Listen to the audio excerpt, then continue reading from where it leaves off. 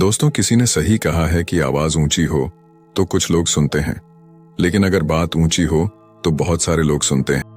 नमस्कार दोस्तों, बोधि धर्मा YouTube channel में आपका दिल से स्वागत है। एक छोटी सी कहानी। ये कहानी एक लड़के की 24 साल का लड़का जो सेठ के यहाँ पर नौकरी करता था। उसके माँ बाप इस दुनिया में नहीं थे। जिंदगी बड़ी परेशानी में चल रही थी। वो जाता था, रोजाना पैसे कमा करके घर आता था, खाना बनाता था, खाता था, सो जाता था।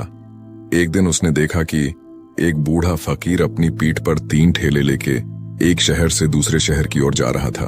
वह काफी बूढ़े भी थे और काफी देर से वह यूं ही सफर कर रहे थे और आखिरकार कुछ दूर और सफर करने के बाद वह चलते चलते थक कर एक पेड़ के नीचे बैठ गए। तभी उनकी नजर एक नौजवान युवक पर पड़ी जो उसी रास्ते से जा रहा था और वह भी उसी दिशा में जा रहा था जिस दिशा में उन बूढ़े फकीर को जाना था। तभी वह लड़का उन बूढ़े फकीर के पास से होकर गुजरा। इस पर वह फकीर उस लड़के से कहते हैं, सुनो बेटा, क्या तुम मेरी थोड़ी सी मदद कर सकते हो? ये ठेला बहुत भारी है और मैं बूढ़ा हो चुका हूं। मैं ज्यादा समय तक इनका बोझ नहीं उठा सकता और मैं बहुत थक भी चुका हूं। तो क्यों ना तुम मेरे एक ठेले को ले लो और मुझे उस दूसरे गांव तक पहुंचा दो। इसके बदले में मैं तुम्हें 3 स्वर्ण मुद्राएं दूंगा। वह लड़का उन फकीर की सारी बातें सुनता है और उन फकीर से कहता है, कोई बात नहीं बाबा, मैं आपकी मदद करने के लिए तैयार हूं। कहिए आपको कहां जाना है? ऐसा कहकर उस लड़के ने उन फकीर का एक ठेला उठा लिया और अपने कंधे पर ले लिया। तभी उस जवान लड़के को यह एहसास हुआ कि यह ठेला तो सचमुच बहुत भारी है। वह लड़का और फकीर दोनों रास्ते में आगे की ओर बढ़ चले। कुछ दूर आगे चलने के बाद देखते ही देखते वह गांव खत्म होने लगा और अब एक सुनसान रास्ता आगे की ओर जा रहा था। वे दोनों अपने मार्ग में मस्त होकर आगे की ओर बढ़ रहे थे। जब भीड़ से पूरी तरह से अलग हो गए तो वह लड़का उन फकीर से कहता है, बाबा, इस ठेले में आखिर ऐसा क्या रखा है जो ये ठेला इतनी वजन है? इस पर वह फकीर आदमी उस लड़के को जवाब देते हुए कहते हैं, कुछ नहीं बेटा, बस इसमें तांबे के कुछ सिक्के भरे हुए हैं, इसी कारण ये ठेले में बहुत वजन है। उन फकीर की यह बात सुनकर वह लड़का मन ही मन सोचने लगा, लगता है ये बाबा जरूर कोई व्यापारी है, तभी तो इतने सारे तांबे के सिक्के लेकर चल रहे हैं। और फिर तभी उसके मन में एक ख्याल आया कि मुझे क्या करना है। मुझे तो खाली यह ठेला दूसरे गांव तक पहुंचा है, बस इतना ही। जैसे ही उसके मन में यह ख्याल आया, उसने तांबे के सिक्कों का वह ख्याल मन से निकाल दिया और अपनी धुन में मस्त होकर वह आगे की ओर चलने लगा। चलते चलते कुछ और समय बीता और वे दोनों एक नदी के किनारे जा पहुंचे। वह लड़का हट्टा कट्टा था और काफी चुस्त और तंदुरुस्त भी था, इसलिए वह बिना सोचे समझे उस नदी में उतर जाता है। किंतु वह फकीर अब भी किनारे पर ही खड़े थे। इस पर वह लड़का उन फकीर से कहता है, क्या हुआ बाबा, चलिए आइए, हमें यह नदी पार करनी होगी, तभी तो हम उस गांव तक पहुंच पाएंगे। इस पर वह फकीर उस लड़के से कहते हैं, मैं जानता हूं बेटा कि हमें यह नदी पार करनी ही होगी, लेकिन जैसा कि तुम जानते हो मैं अब बूढ़ा हो चुका हूं और 2-2 ठेले लेकर मैं यह नदी पार नहीं कर सकता। कहीं मेरा पांव फिसल गया तो क्या होगा? क्या तुम मेरी एक और गठरी ले सकते हो? मैं तुम्हें इसके बदले भी 3 स्वर्ण मुद्राएं दूंगा। इस पर वह लड़का मुस्कुराते हुए उन फकीर से कहता है, बाबा, आप मुझे शर्मिंदा कर रहे हैं। यदि आप मुझे स्वर्ण मुद्राएं ना भी दें तो भी मैं आपका कार्य अवश्य करूंगा। मैं आपको उस दूसरे गांव तक जरूर पहुंचाऊंगा। इस पर वो फकीर मुस्कुराते हुए उस लड़के से कहते हैं, बेटा, तुम तो बड़े ही भले इंसान लगते हो। इतना कहकर उन्होंने वह दूसरी गठरी भी उस लड़के को थमा दी। उस लड़के ने जब वह दूसरी गठरी अपने कंधे पर रखी तो वह गठरी भी उसे बहुत ज्यादा भारी लगी, लेकिन उसने वहां पर कुछ नहीं कहा। जैसे तैसे उन दोनों ने नदी पार की। नदी पार करने के बाद बातों बातों में ही उस लड़के ने उन फकीर से कहा, बाबा, आखिर इस दूसरी गठरी में क्या है? ये गठरी भी बहुत वजन है। इस पर वह फकीर उस लड़के को जवाब देते हुए कहते हैं, बेटा, इसमें चांदी के सिक्के हैं, इसी कारण यह गठरी भी बहुत वजन है। उन फकीर की यह सारी बातें सुनकर अब उस लड़के का दिमाग तेजी से काम करने लगा था। वह यह सोच रहा था कि एक ठेले में तांबे के सिक्के हैं और दूसरी में चांदी के। ऐसा प्रतीत होता है मानो यह फकीर बाबा कहीं दूर से आ रहे हैं। और उन्होंने अपनी सारी जमीन जायदाद बेचकर ये सारे सिक्के इकट्ठे किए हैं, तभी तो वह इतना धन लेकर चल रहे हैं। लेकिन वह लड़का उन फकीर से कुछ नहीं कहता और वे दोनों चुपचाप मार्ग में आगे की ओर बढ़ते चले जाते हैं। कुछ दूर आगे बढ़ने के बाद एक बार फिर एक सुनसान राह आती है। उस सुनसान रास्ते को देखते ही उस लड़के के मन में तरह तरह के विचार उत्पन्न होने लगे। वह यह सोचने लगा, अरे यह तो सुनसान जगह है, अगर मैं यह सिक्के लेकर यहां से भाग जाऊं तो यह फकीर मुझे कब तक दौड़ाएंगे। मुझे नहीं लगता कि मुझे कभी पकड़ पाएंगे और यहां पर कोई है भी नहीं जो इनकी मदद कर पाए। और वैसे भी ये बहुत सारे सिक्के हैं, मैं इनसे एक अच्छी दुकान खरीद सकता हूं, अपना नया व्यापार शुरू कर सकता हूं। और वैसे भी ये बूढ़ा फकीर अब इन पैसों का क्या करेगा, इससे अच्छा तो मैं ही इन्हें रख लेता हूं। वह लड़का यह सब बारे में सोच ही रहा था, तभी अचानक उसे खुद पर आश्चर्य हुआ।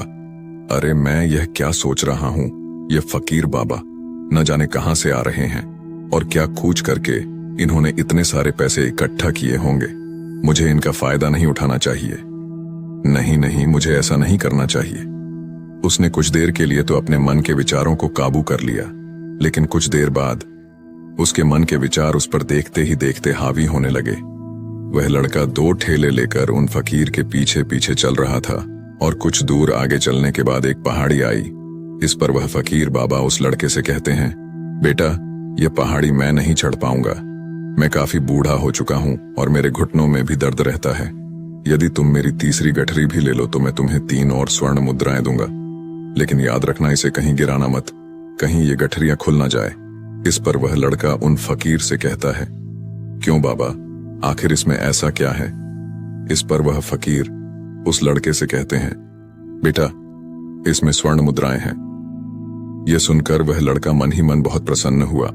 उसने चुपचाप वह गठरी भी उन फकीर से ले ली और देखते ही देखते वे दोनों मार्ग में आगे की ओर बढ़ने लगे। अब वह फकीर बिना कोई वजन लिए हुए आराम से पहाड़ की चढ़ाई पर चढ़ रहे थे, किंतु वह नौजवान लड़का जो पीछे था वह वजन के कारण बहुत धीरे धीरे चल पा रहा था।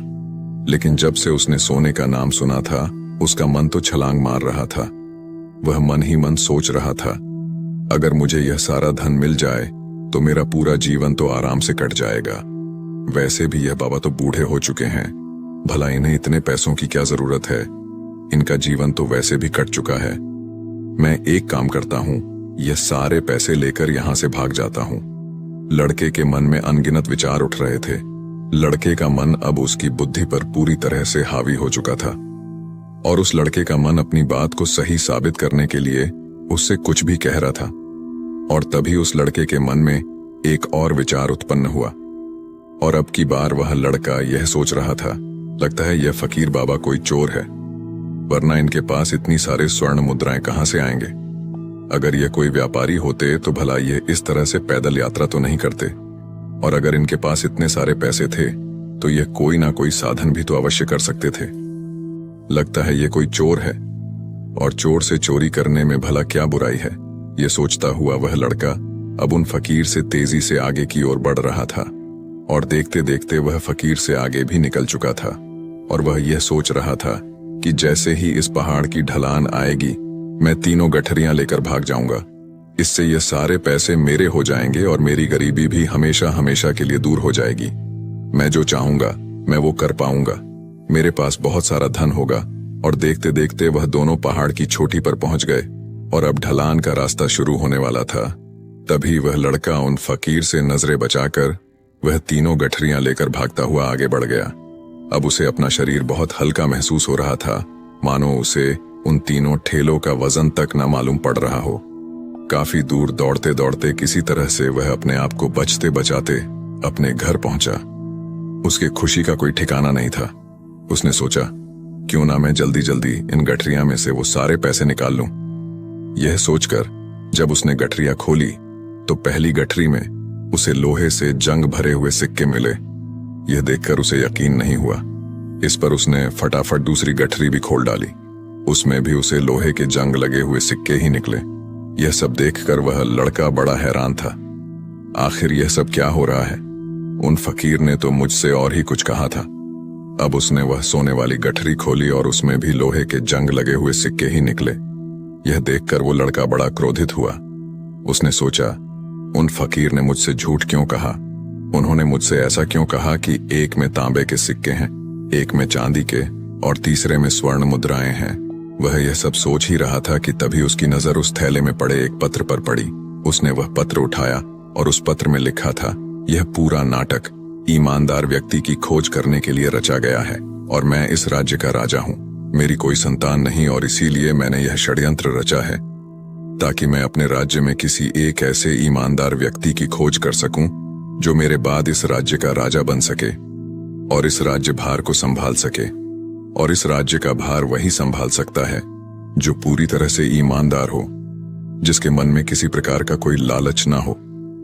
इतना पढ़ते ही वह लड़का जोर जोर से चिल्लाने लगा। वह सर पकड़कर बैठ गया। वो यह जानता था कि यदि वह अपने मन के विचारों पर काबू कर लेता तो उसका जीवन संवर सकता है, लेकिन वह अपने मन के विचारों पर काबू नहीं कर पाया। दोस्तों, महात्मा बुद्ध कहते हैं कि मन ही सब कुछ है। आप जो सोचते हैं वही बनते हैं। इसलिए आपका सबसे बड़ा दुश्मन भी आपको उतना नुकसान नहीं पहुंचा सकता जितना कि आपके मन के यह अनियंत्रित विचार पहुंचा सकते हैं। महात्मा बुद्ध कहते हैं, अपने भीतर ध्यान से देखो। हमारे भीतर जो विचार चल रहे हैं वही विचार शब्द बनते हैं और शब्द कर्म के रूप में प्रकट होते हैं। बार बार दोहराने पर कर्म बर्ताव में बदलता है और धीरे धीरे समय के साथ बर्ताव चरित्र में परिवर्तित हो जाता है और यही चरित्र हमारे भाग्य का निर्माण भी करता है। इसलिए हमें हमेशा अपने विचारों के प्रति सजग होना बहुत आवश्यक है। हमें जागरूक होना बहुत आवश्यक है। हमें यह जानना जरूरी है कि हमारे मन में किस प्रकार के विचार आ रहे हैं। आगे महात्मा बुद्ध कहते हैं कि कमजोरी हमेशा छोटे विचार से शुरू होती है।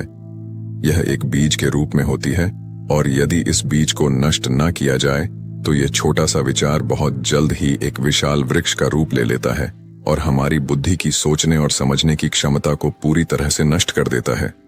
जिस प्रकार आपने इस कहानी में देखा किस प्रकार उस जवान लड़के का मन उस पर हावी हो चुका था और उसकी सही और गलत सोचने की क्षमता पूरी तरह से नष्ट हो चुकी थी, जिस कारण वह यह समझ नहीं पाया कि उसे क्या करना चाहिए और उसके लालच ने उसके भीतर इतनी ऊर्जा भर दी कि वह तीनों ठेले उठाकर इतनी तेजी से वहां से भागता आगे भी बढ़ गया। इसीलिए जब आपके मन में पहली बार कोई गलत विचार उत्पन्न हो तभी उसे जड़ से उखाड़ देना चाहिए, अन्यथा वह विशाल वृक्ष का रूप लेगा और आपको किसी न किसी गलत राह पर वह ढकेल ही देगा। आप चाहकर भी उसे रोक नहीं पाएंगे। लेकिन अब आपके मन में यह प्रश्न उठ रहा होगा कि हम भला अपने मन के विचारों को कैसे नियंत्रित करें। हमारा मन तो इतना चंचल है, वह इतना शक्तिशाली है कि वह हम पर हावी हो ही जाता है। हम चाहकर भी उस पर नियंत्रण नहीं कर पाते। इसका जवाब में महात्मा बुद्ध हमें दो बातें समझाते हैं। पहली बात, सही इरादा विकसित करो। कई बार आपने देखा होगा कि आपके मन में कुछ और होता है किंतु आप कहते कुछ और है, क्योंकि आपके मन के भीतर जो कुछ बसा है वही आपके मुख से बाहर भी निकल रहा है। लेकिन जब हमसे वह गलती हो जाती है तो उसके बाद हमारा मस्तिष्क अच्छी तरह से काम करना शुरू कर देता है। हमारे सोचने और समझने की क्षमता एक बार फिर से जागृत हो जाती है और ऐसी अवस्था में हमें यह एहसास होता है कि हमसे गलती हो गई है और फिर हमारा मन दुखी हो जाता है। हमारा मन अफसोस से भर जाता है और इस भारीपन और दुख से बचने के लिए महात्मा बुद्ध हमें सही इरादा विकसित करने के लिए कहते हैं। इसके लिए जब भी आप कोई कार्य करने जा रहे हो तो सबसे पहले आपको यह खुद से पूछना चाहिए कि जो कुछ भी मैं करने जा रहा हूं इसके पीछे मेरा इरादा क्या है। क्या मैं दूसरों को दुख पहुंचाना चाहता हूं या दूसरों को नीचा दिखाने जा रहा हूं या मुझे खुद को ऊपर उठाना है। खुद से सवाल कीजिए, खुद को जागृत कीजिए। जब आप इरादों के प्रति सचेत होने लगेंगे, जब आप विचारों के प्रति सजग होने लगेंगे, तभी आपके भीतर सकारात्मक ऊर्जा का प्रवाह होगा। तभी आप सकारात्मक इरादों से जुड़ने लगेंगे और आपके मन के भीतर बसी हुई वह नकारात्मक ऊर्जा और नकारात्मक इरादे दिन ब दिन कम होने लगेंगे। परंतु याद रहे, आपको यह हर रोज करना होगा और आपको यह हमेशा ध्यान रखना होगा कि आपको केवल अच्छा सोचना है। आपके इरादे हमेशा अच्छे होने चाहिए, तभी आप दुख और तकलीफों से बच सकते हैं। अन्यथा आप इसी तरह से दुख और तकलीफों में घिरे ही रहेंगे और आप कभी इससे निकल नहीं पाएंगे। दूसरी बात, मन के प्रति सजगता विकसित करो। जिससे आपका मन देखते देखते शांत होगा और आपके मन के भीतर बसी हुई वह नकारात्मक ऊर्जा, नकारात्मक विचार खत्म होने लगेंगे और आप शांति की ओर आगे बढ़ेंगे। और आपको इसके लिए बस इतना ही करना है कि इस पल में जो कुछ भी हो रहा है, आपकी आंखों के सामने आपके भीतर जो कुछ भी जैसा भी चल रहा है, बस उसे देखते रहना है। अपने मन के अच्छे बुरे विचार, अपनी भावनाएं और अपनी यादों पर बिना प्रतिक्रिया दिए उन्हें केवल देखते रहना है, जिससे आपके मन के सारे विचार देखते ही देखते खत्म होने लगेंगे। आपका मन खाली होने लगेगा और आप नकारात्मक विचारों से न सोच से बच सकते हैं और आप इन दुख और तकलीफों से भी दूर रह सकते हैं। इसीलिए महात्मा बुद्ध कहते हैं, जो स्वयं को देखता है वही सबसे बड़ा तपस्वी है। अर्थात जो अपने मन में चल रहे उन विचारों को बिना प्रतिक्रिया दिए हुए केवल देखता है और उन पर कोई भी प्रतिक्रिया नहीं करता, बस उन्हें देखता और समझता है, वास्तविकता में वही मन पर नियंत्रण भी कर सकता है और वही अपना जीवन सुखी और खुशहाली तौर पर जी सकता है। इसलिए यदि आप भी अपने जीवन को सुखी और खुशहाल बनाना चाहते हैं तो आपको सबसे पहले अपने मन पर नियंत्रण साधना ही होगा, अपने मन को खाली करना ही होगा, अपने मन के विचारों के प्रति आपको सजग होना ही होगा। दोस्तों, उम्मीद है कि आपने आज की इस वीडियो से जरूर कुछ ना कुछ सीखा होगा, तो इस वीडियो को लाइक और अपने दोस्तों के साथ शेयर भी जरूर कीजिएगा और हमें ऐसे ही सपोर्ट करने के लिए चैनल को सब्सक्राइब और घंटी बटन को जरूर दबा दीजिएगा। चलिए मिलते हैं फिर अगली वीडियो में, तब तक के लिए अपना ख्याल रखें। धन्यवाद और नमो बुद्धाय।